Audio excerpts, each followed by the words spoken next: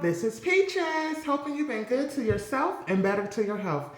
Today, I just wanted to hop on just a few minutes and talk about relationships and how they develop, and to let you know that it takes time, to let you know that it's perfectly okay if it doesn't work out, and it's even better if it does work out.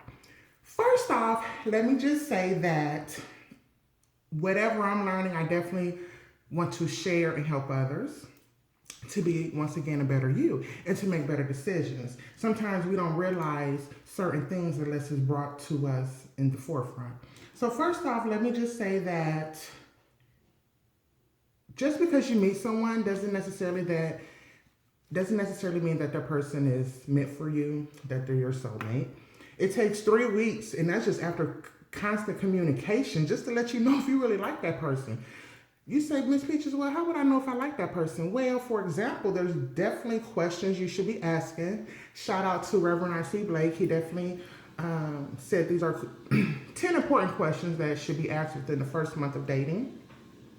And it helps to weed out a lot of people who are not spiritually, emotionally, educationally, or even evenly yoked with you. So after the first 3 weeks, constant communication, only then will you know if you really like that person, right? There's definitely important questions you should be asking. For example, are you a Christian? What matters most to you? Depends on how they answer that question, whatever pops out first in their mind, or whatever they list first to or third thing, that lets you know what's important to them. Ask them, do they have any children? The way they answer this question would be a red flag as well. Do they stutter? Are they hesitant? Are they vague? Do they go in detail? Do they talk about their children? All of these things will let you know if they even have a relationship with their children. The smallest little signs will help you to evaluate people a lot faster, and especially us as women, we tend to ignore a lot of red flags, and baby, them red flags will be on that first date, and you wonder why you get frustrated and stressed out, and you're tired of dating, you feel like you haven't found that person. It's because we subject ourselves, and sometimes we subject ourselves to situations that we know doesn't serve us well. We know that deep down inside because we talk to our girlfriends about it. We talk to our male friends and get their advice. The fact that we're seeking advice lets us furthermore know that it may not be the one. So stop wasting your time. It's okay to date yourself and to love yourself. Some more questions you should be asking, especially after the first or second date, a couple of conversations. What attracted you to me? Are they relating physical attributes? Are they talking about your mental aspect, your articulation, and your speak, your education? I mean, once again, if sex or your body or your attributes pop out, I think that's a flag to let you know the first thing that's on their mind. We're grown, and so we know. Some other things you should be asking, what is your vision? Especially being a man. You want a man who can dream and have vision and be able to not only lead himself, but lead a family as well. You want to ask if you can go to his church. Now that's a good one. So once again, like I said, after that first 3 weeks, you basically know if you really like that person after communication. So a month has passed, you should definitely be asking if you should go to their church. Remember, everybody in the church knows everybody's business. That's another flag too. It'll let you know if they furthermore backs up the response when you ask, are they a Christian? So it'll let you know how involved they are in the church, the relationships they have with the people in their church, all the way up to the pastor, the ideas or the views they have of church and ministries and things of that sort. And if he's hesitant to go, or if he say he goes all the time but don't want you to go, or prefers to go to your church or something like that, definitely that's another flag that needs to be paid attention to, because like I said, everybody knows your business in church. So usually, people who are serious with somebody, that's who they bring to church, that's who they bring around family, and sometimes even when they're not, they're playing that role, they still do it as well. And so the people outside looking in, when you're looking at them, they would be that kind of show and tell to let you know, really what's going on underlying that relationship. Definitely ask what's their position before sex. Nowadays, transgender, over hypersexual activity, a lot of what we would call back in the day being fast. A lot of that goes on, so you definitely want to know their position before sex. That's very important to know their stance and how they feel about that. Sex may be all that they want. So is that something that you can stand for? Is that something all that you need? See what I'm saying? So definitely you need to ask those questions.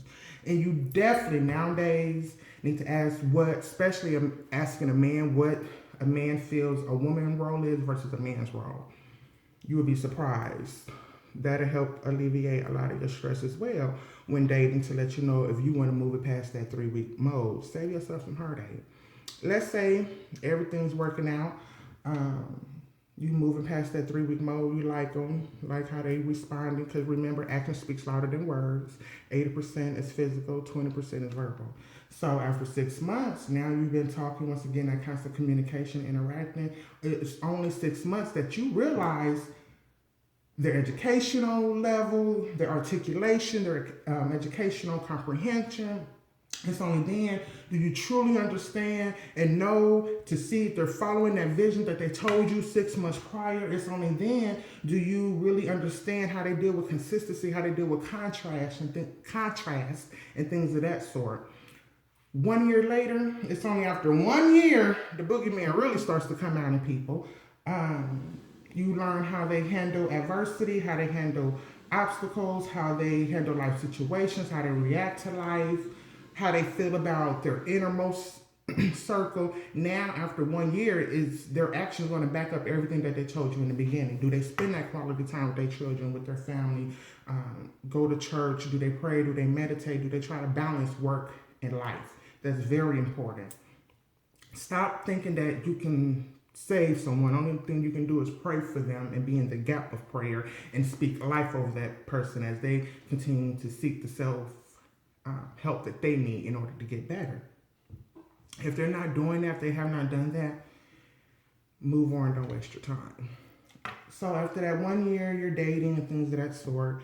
After 5 years now, 5 years of really knowing someone, now regardless of what type of relationship, friendship, relationship, marriage, whatever it is, because a lot of people do get married after 6 months, 1 year, or even 2 years. A lot of people get married for the wrong reasons, for the right reasons, or whatever the case may be.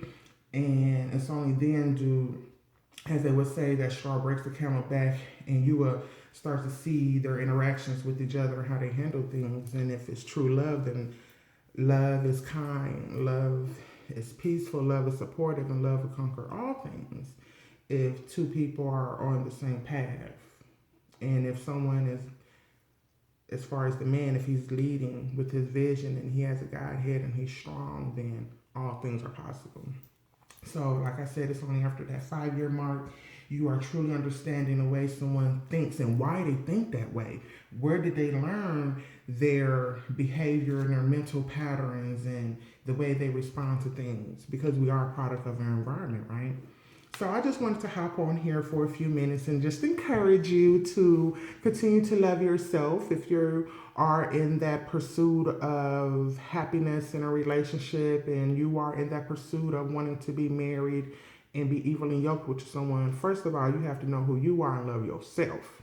If you cannot be comfortable with yourself and loving yourself and dating yourself, then you may want to focus on that. If you are in a relationship, you've been in this relationship for 10, 5, 6, 8, and 20 years, and it's still the same thing, you're playing yourself. No offense, but you're playing yourself.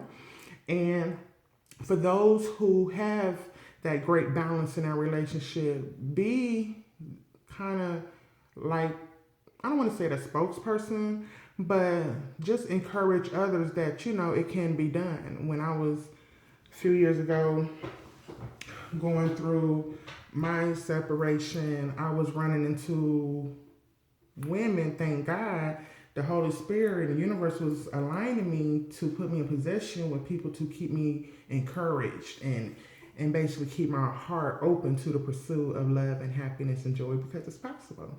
So I just want to encourage you today to take time in relationships. Relationships do take time, and if it's meant to be, it will last forever. So guess what? There's no need to rush, and you're constantly learning someone. So it's a day-to-day thing, just as if you should be working yourself day-to-day with the constant renewing of your own mind.